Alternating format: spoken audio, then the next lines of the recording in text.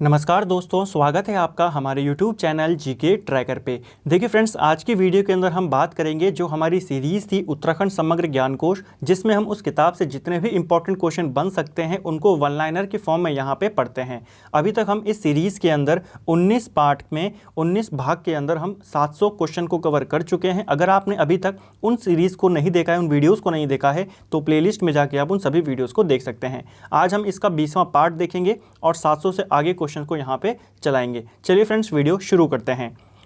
हम साहित्यिक विभूतियां पढ़ रहे थे उत्तराखंड की और उसी का ये आज हमारा सेकंड पार्ट है। पिछले पार्ट में हमने कुछ लेखकों की रचनाएं पढ़ी थी। आज यहाँ पे इस चैप्टर को ख़त्म करेंगे। इसके बाद आपके केवल 9 चैप्टर इसके अंदर बचते हैं। कुल चैप्टर अगर बात करें तो 62 चैप्टर इस किताब के अंदर थे, जिसमें से आप लगा सकते हैं 53 चैप्टर आज आपके कंप्लीट हो जाएंगे। चलिए वीडियो स्टार्ट करते हैं।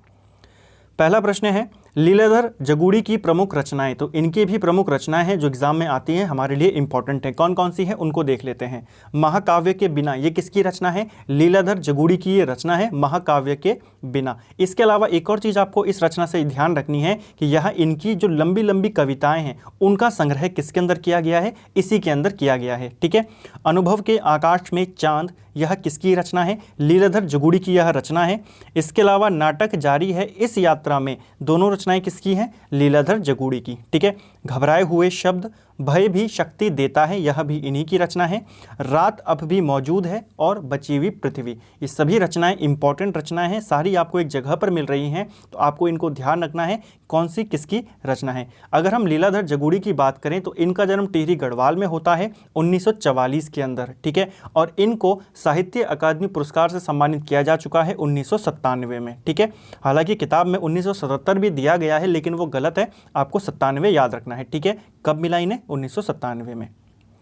अगले हमारे व्यक्ति हैं भजन सिंह। भजन सिंह की भी कुछ प्रमुख रचनाएं हैं, बहुत बार एग्जाम के अंदर आती है। इनकी एक रचना तो यही है, आर्यों का आदि निवास मध्य हिमालय। ये किसकी रचना है? भजन सिंह की रचना है। ठीक है। इसके अलावा प्रेम बंधन, एक सैनिक के संस्मरण, ये किसकी रचना है? भजन सिंह की है। ठीक है। सिंहनाद बहुत इंपॉर्टेंट रचना है। इस रचना को गढ़वाली साहित्य का अनमोल हीरा भी कहा जाता है। ठीक है। तो अगर आपको प्रश्न बने गढ़वाली साहित्य का अनमोल हीरा किस रचना को कहा जाता है? सिंहनाद को कहा जाता है। किसने लिखी है? भजन सिंह ने लिखी है। किस में लिखी है? गढ़वाली में लिखी है। ठीक है। इसके अलावा अमृत वर्षा, मेरी वीणा, कन्या विक्रय, ये भी किसकी रचना है? इन्हीं की रचना है। देखिए, भजन सिंह ने जो सामाजिक बुराई है उनके ऊपर भी इन्होंने अपनी रचनाएं करी थी, तो उन्हीं में से ये एक है कन्या विक्रय। इसके अलावा वीरवधु देवकी, यह भी इन्हीं की एक रचना है। अगर हम भजन सिंह की बात करें तो इनका जन्म पौड़ी गढ़वाल में होता है 1905 के अंदर। ठीक है। और एक और चीज़ भजन सिंह से जो मोस्ट इंपॉर्टेंट है, जो पेशावर कांड के नायक थे चंद्र सिंह गढ़वाली, उनके प्रेरणा स्रोत कौन थे? तो भजन सिंह ही थे। ठीक है। अगले व्यक्ति हैं मोहनलाल बाबुलकर। तो मोहनलाल बाबुलकर की कुछ प्रमुख रचनाओं के बारे में हम यहाँ पे बात करेंगे। कौन कौन सी है? इंपॉर्टेंट है। देखिए, गढ़वाली लोक साहित्य की प्रस्तावना किसने लिखी है? मोहनलाल बाबुलकर ने। गढ़वाली लोक साहित्य का विवेचनात्मक अध्ययन किसने किया है? यह भी मोहनलाल बाबुलकर ने किया है। यह रचना किसकी है? मोहनलाल बाबुलकर की। गढ़वाली लोक धर्मी कला और भारत के लोक नाट्य नृत्य, यह किसकी रचना है? यह भी इन्हीं की रचना है। तो इंपॉर्टेंट रचना है। ऐसी रचनाएं UKSSC अपने एग्जाम के अंदर आपको सीधा दे सकता है और देता भी रहा है। ठीक है। इसके अलावा इनकी कुछ रचनाएं और हैं, जैसे हिमालय के वरदान, मिट्टी में सोना, अंधेरे से उजाला, सूरजमुखी की खेती, किसकी रचना है? ये सभी रचनाएं मोहनलाल बाबुलकर की हैं। ठीक है। और दहेज और पशुधन दोनों अलग अलग हैं, अलग अलग रचनाएं हैं, लेकिन मैंने साथ में लिखा है। ठीक है। तो दहेज जो है वो पशुधन के बराबर है, आप ऐसे भी करके इसको याद कर सकते हो। ठीक है। दहेज और पशुधन किसकी रचना है? मोहनलाल बाबुलकर की। इनमें अगर इंपॉर्टेंट की बात करें, इन सभी में, इन पांचों में, इन छह में, तो ये दोनों जो शुरुआत किए हैं, हिमालय के वरदान और मिट्टी में सोना, किसकी रचना है? मोहनलाल बाबुलकर। इसके अलावा अगर हम बात करें, अगला जो प्रश्न है हमारा डॉक्टर यशवंत सिंह कटोच। तो यशवंत सिंह कटोच की अगर हम कुछ प्रमुख रचनाओं की बात करें तो इंपॉर्टेंट है, एक मध्य हिमालय का पुरातत्व, मध्य हिमालय की कला और उत्तराखंड की सैन्य परंपरा, ये तीनों इंपॉर्टेंट हैं और ये वाली तो एग्जाम के अंदर भी आ चुकी है। उत्तराखंड का नवीन इतिहास किसने लिखा है? तो यशवंत सिंह कटोच ने लिखा है। ठीक है। इसके अलावा उत्तराखंड संस्कृति भी इन्हीं की एक रचना है। ठीक है फ्रेंड्स। अगले व्यक्ति हैं हमारे महावीर प्रसाद गैरोला। देखिए, आज की वीडियो के अंदर आपको कुछ नए लेखक के बारे में भी जानकारी मिलेगी, उनकी रचनाएं भी जानकारी मिलेगी जो इस किताब के अंदर दी गई है, अन्य बुक्स में नहीं है। ठीक है। महावीर प्रसाद गैरोला की अगर हम बात करें तो इनकी एक रचना है हिमालय साक्षी है। कल हमने दो और पढ़ी थी, भीड़ साक्षी और समय साक्षी है, दोनों आपको याद होंगी उम्मीद करता हूँ। ठीक है, तो हिमालय साक्षी है किसकी है? महावीर प्रसाद गैरोला की है। प्रयत्न जारी है, यह किसकी रचना है? इन्हीं की है। कपाली की छमोट, ये किसकी रचना है? महावीर प्रसाद गैरोला। और खिचड़ी किसकी रचना है? यह भी इन्हीं की रचना है। ठीक है, अगले हैं हमारे डॉक्टर रमा प्रसाद घिंडियाल, या पहाड़ी भी जिनको कहा जाता है। तो पहाड़ी उपनाम से किसको जाना जाता है? यह प्रश्न भी आपका बन सकता है। तो रमा प्रसाद घिंडियाल को जाना जाता है। पौड़ी में इनका जन्म होता है 1911 के अंदर। ठीक है, अब इनकी कुछ प्रमुख रचनाएं हैं, उनको देख लेते हैं। तूफान के बाद किसकी रचना है? इंद्रधनुष किसकी रचना है? यह है रमा प्रसाद घिंडियाल की। ठीक है, इसके अलावा नया रास्ता और भारतीय लोक कथाएं किसकी रचना है? इन्हीं की है। मोस्ट इंपॉर्टेंट जो मुझे लगती है वो ये है, पूर्वांचल की कहानियां किसकी रचना है? तो रमा प्रसाद घिंडियाल की ये रचना है। इसके अलावा धरती, मानव और आकाश, इसके अलावा निर्देशक, चलचित्र, छाया में, ये तीनों देखिए अलग अलग हैं लेकिन साथ में लिखा है क्योंकि तीनों एक साथ जुड़ते हैं आपस में। चलचित्र यानी कि फिल्म में, छाया यानी कि आप फोटो जो फिल्म होती है उससे भी आप मैच कर सकते हो। तो तीनों एक साथ याद हो जाएं इसीलिए तीनों को साथ में लिखा है। तो तीनों आपको याद रखनी है। इसके अलावा पूर्वांचल की कहानियां किसने लिखी हैं? रमा प्रसाद घिंडियाल ने।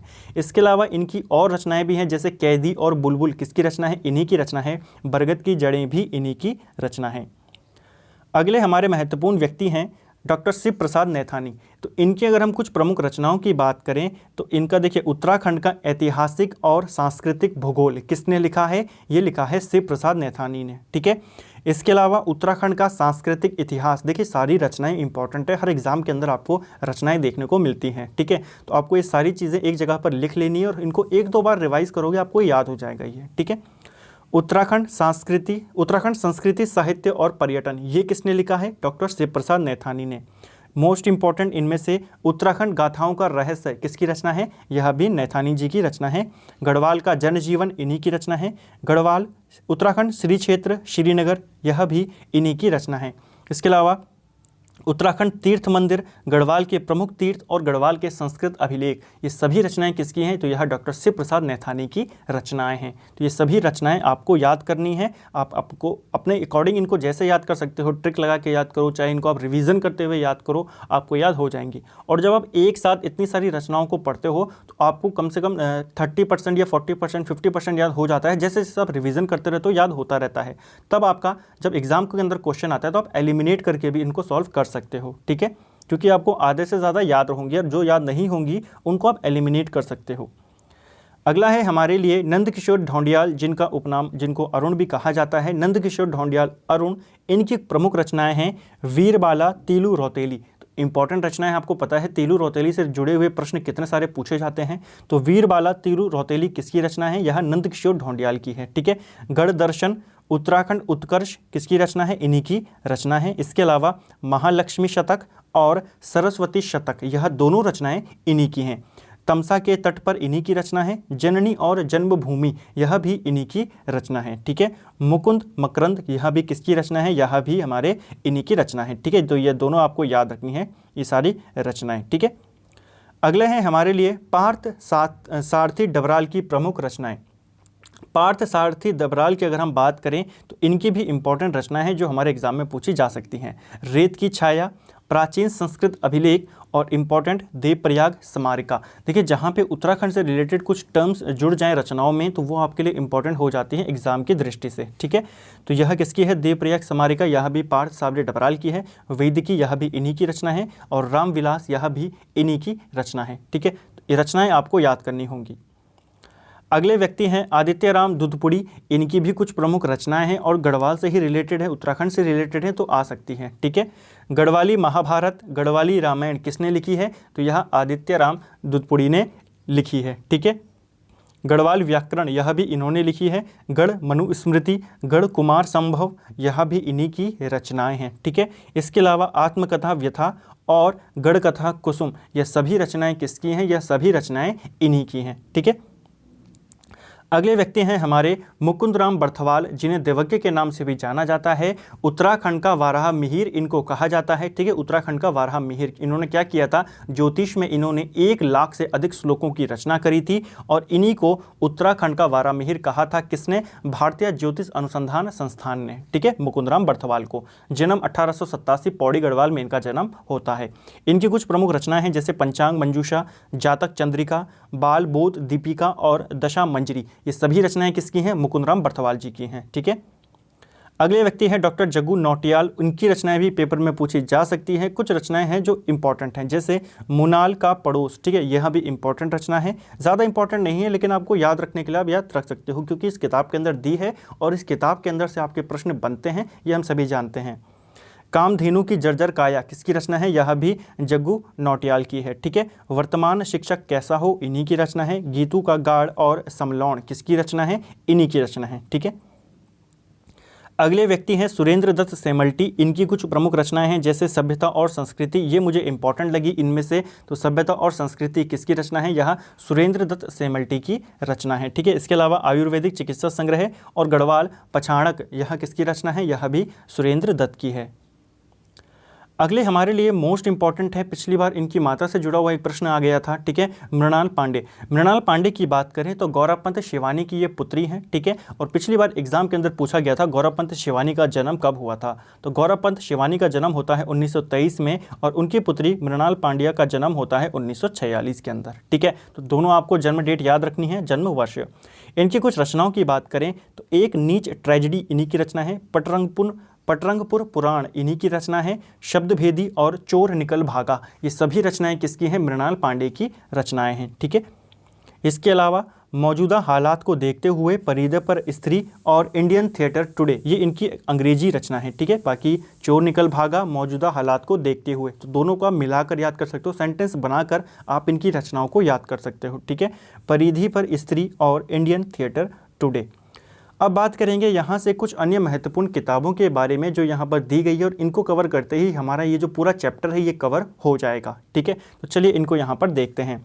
सबसे पहले है हिमालयन डिस्ट्रिक्ट गजेटियर, ये किसकी रचना है? एटकिंसन की रचना है। बहुत ही इंपॉर्टेंट है और बहुत ज़्यादा ये आपको याद भी होगा क्योंकि हर जगह पर इसका नाम आता है, ठीक है, कि हिमालयन डिस्ट्रिक्ट गजेटियर्स किसने लिखे हैं? एटकिंसन ने लिखे हैं। इसके अलावा एक किताब है memoirs of Dehradun, GRC William की ये रचना है, मेमोइर्स ऑफ देहरादून, और उत्तराखंड के अंदर यह किताब पूछी जा चुकी है, ठीक है। तो ये आपको ध्यान रखना है, किसकी किताब है? GRC विलियम की है और 1874 में यह प्रकाशित हुई थी।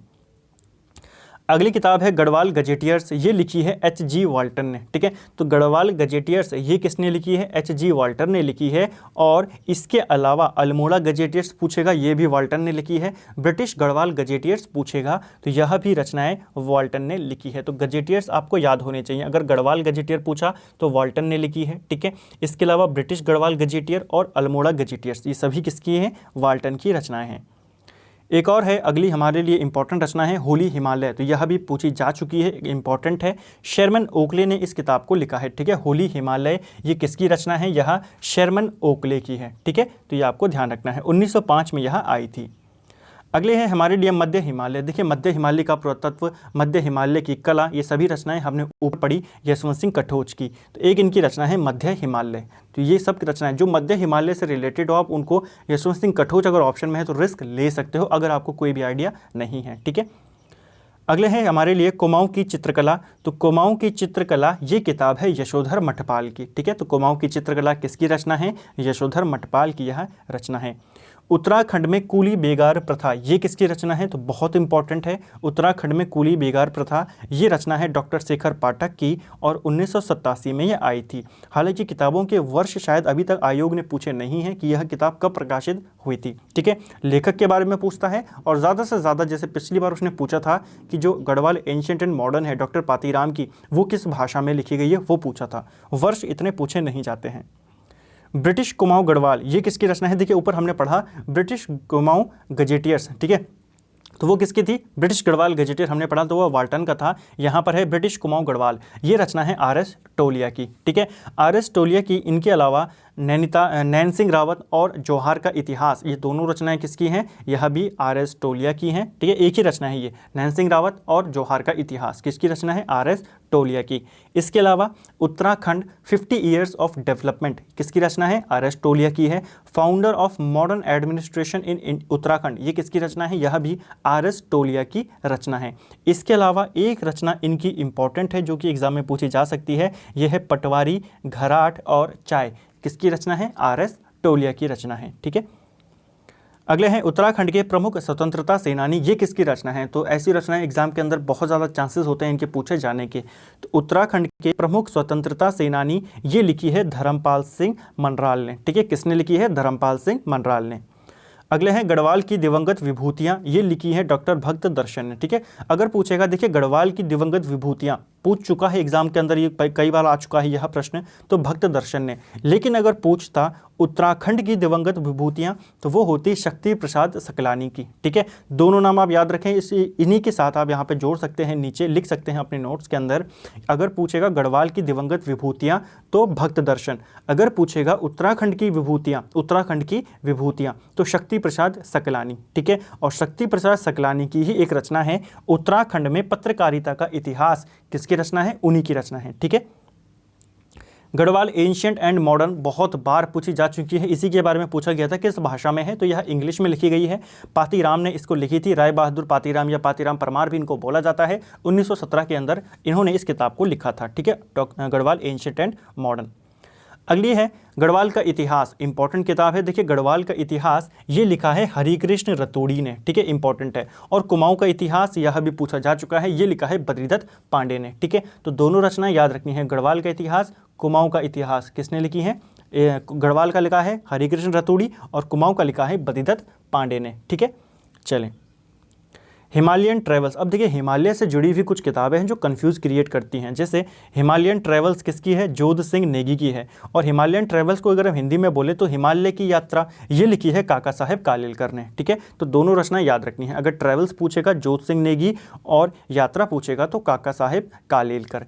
इसके अलावा हिमालयन फोकलोर, ये लिखी है तारादत्त गेरोला और सैरमन ओकले ने मिलकर। ठीक है, तो हिमालयन फोकलोर ये किताब किसकी है? तारादत्त गेरोला या जो हमारे ओकले हैं इनको मिलाकर। ठीक है, हिमालय परिचय कुछ एक दो भागों में लिखी है इन्होंने, तो हिमालय परिचय किसकी रचना है? राहुल सांकृत्यान की ये रचना है। राहुल सांकृत्यान को महापंडित के नाम से भी जाना जाता है, केदार पांडे इनका वास्तविक नाम था। ठीक है, तो ये बातें इनसे रिलेटेड है जो आपको याद रखनी है। हिमालय परिचय इनकी रचना है और हिमालय का इतिहास यह मदन चक्र भट्ट की है। तो देखिए गढ़वाल का इतिहास हरिकृष्ण रतोड़ी, और अगर पूछेगा कुमाऊं का इतिहास तो बद्रीदत्त पांडे। ठीक है, हिमालय का इतिहास मदन चक्र भट्ट, और अगर पूछेगा टिहरी का इतिहास तो वो किसने लिखी है? शिव प्रसाद डबराल ने। ठीक है, टिहरी का इतिहास भी आपको याद रखना है, वो शिव प्रसाद डबराल ने लिखी है। ठीक है, चलें अंतिम है आज का हमारा उत्तराखंड का सामाजिक और सांस्कृतिक इतिहास, ये किसने लिखा है? तो एक और इतिहास है उत्तराखंड का सामाजिक इतिहास, किसने लिखा है? यह सांस्कृतिक इतिहास, ये लिखा है डी.डी. शर्मा ने। और डी.डी. शर्मा की एक और इम्पॉर्टेंट किताब है हिमालय के खस, ये भी इंपॉर्टेंट रचना है, ये भी एग्जाम के अंदर शायद आ चुकी है। तो हिमालय के खस और उत्तराखंड का सामाजिक सांस्कृतिक इतिहास किसने लिखा है? ये लिखा है डी.डी. शर्मा ने। तो फ्रेंड्स ये था हमारा उत्तराखंड के साहित्य विभूतियों वाला जो हमारा चैप्टर था, आज हमने उसको कवर किया। 2 वीडियोज़ के अंदर हमने जितने भी इंपॉर्टेंट लेखक राइटर्स थे इस चैप्टर के अंदर, उनकी रचनाओं को, जो इंपॉर्टेंट रचनाएं हैं उनको यहाँ पे कवर करा। उम्मीद करता हूँ आपको वीडियो पसंद आया होगा। थोड़ा थ्योरेटिकल वीडियो था, ज़्यादा समझाने के लिए यहाँ पे कुछ नहीं था, आपको केवल इनको रिवीजन करते हुए याद रखना होगा।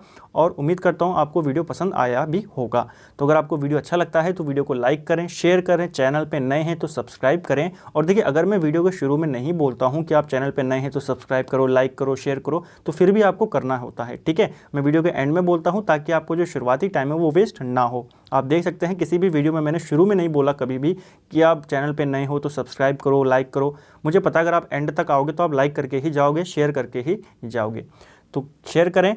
और देखिए अगला जो चैप्टर होगा हमारा, इसके बाद इसका एक चैप्टर बचता है, इस खंड का 8वां खंड हम कर रहे हैं। इसके बाद एक चैप्टर होगा, उसके बाद जो आखिरी खंड है उसको हम शुरू करेंगे और लगभग ये किताब हमारी ख़त्म होने वाली है। इसके बाद अजय रावत जो किताब है उसको भी हम आधे से ज़्यादा कवर कर चुके हैं, उसके भी पार्ट्स आते रहेंगे। साथ ही इस हफ्ते आपके जो लूसेंट टॉपिक वाइज सीरीज़ है उसके भी 2 से 3 वीडियोज़ आएंगे। तो आपको जो सिलेबस है वो पूरा अच्छे से चलेगा यहाँ पर, और एग्ज़ाम तक उम्मीद है एग्ज़ाम की कि सितंबर माह में आपके एग्ज़ाम हो जाएंगे। चलिए फ्रेंड्स, मिलते हैं अगली वीडियो में। Thank you friends.